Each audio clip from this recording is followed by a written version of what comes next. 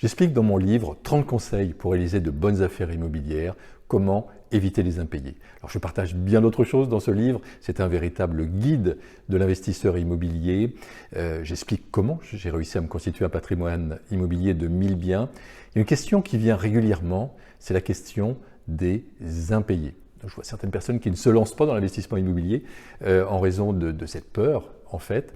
Et je partage dans mon livre que les impayés ne viennent pas nécessairement de là où on le pense.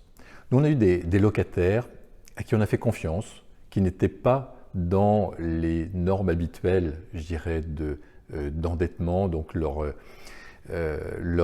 loyer ne représentait beaucoup plus que 30% de leurs revenus. Et pourtant, on a été réglé rubis sur l'ongle.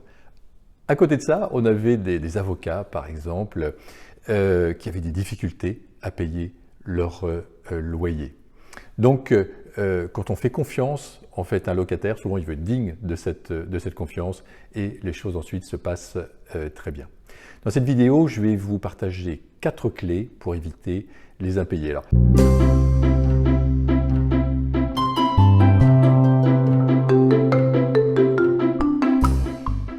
la première clé, c'est de répondre et de réagir rapidement au locataire, être dans l'empathie. Donc il peut avoir un problème technique par exemple, il peut avoir une difficulté passagère pour payer son loyer. Eh bien, ne faisons pas l'autruche, on lui répond, on communique avec lui, on trouve des solutions. Pendant la crise du coronavirus, par exemple, on a eu plusieurs locataires qui ont eu des retards de loyer. On a échangé avec eux, on a échelonné et au final, zéro, donc impayé. Donc si un locataire a du retard, on peut commencer par lui passer un coup de téléphone. Ensuite, on peut aller taper à sa porte, échanger avec lui. Ça règle 90% des problèmes. Si vraiment le locataire est de mauvaise foi, ça arrive, eh bien là l'idée c'est, on lui fait une lettre recommandée, on a des procédures pour ça.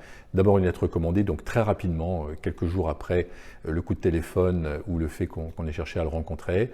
Lettre recommandée, ensuite mise en demeure et ensuite huissier. Et là, il n'y a bien sûr pas de temps à perdre à partir du moment où la personne est de mauvaise foi, mais vraiment c'est finalement extrêmement rare. La deuxième clé, c'est de mutualiser.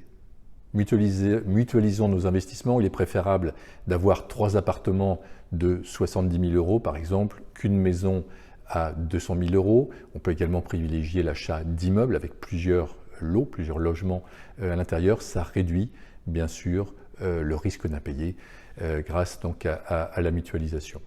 On peut également utiliser l'assurance garantie loyer impayé, qui peut bien sûr, quand on démarre dans l'investissement immobilier, c'est une excellente chose. Troisième clé, c'est de bien sélectionner ce locataire. Alors bien sûr, il y a la règle, donc le revenu doit représenter 3 fois les loyers.